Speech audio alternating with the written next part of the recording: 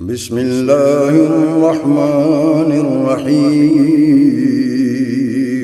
شروع اللہ کے نام سے جو بڑا مہربان نہایت رحم والا ہے۔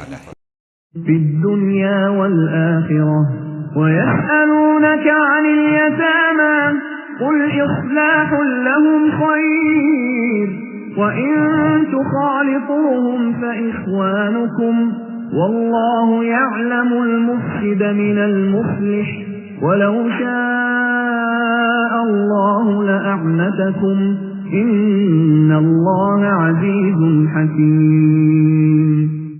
دنیا اور آخرت کے امور کو اور تجھ سے یتیموں کے بارے میں بھی سوال کرتے ہیں، آپ کہہ دیجئے کہ ان کی خیر خواہی بہتر ہے۔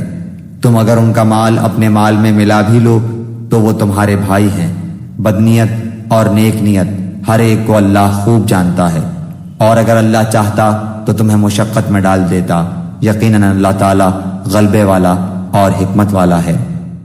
اس آیت کے نزول سے پہلے قرآن میں یتیموں کے حقوق کی حفاظت کے متعلق بار بار سخت احکام آ چکے تھے، اور یہاں تک فرما دیا گیا تھا کہ یتیم کے مال کے پاس نہ پھٹکو، اور یہ کہ جو لوگ یتیموں کا مال ظلم کے ساتھ کھاتے ہیں وہ اپنے پیٹ آگ سے بھرتے ہیں۔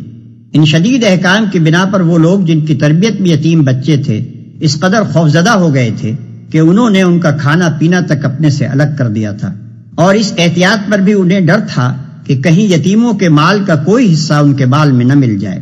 اسی لیے انہوں نے نبی صلی اللہ علیہ وسلم سے دریافت کیا کہ ان بچوں کے ساتھ ہمارے معاملے کی صحیح صورت کیا ہے۔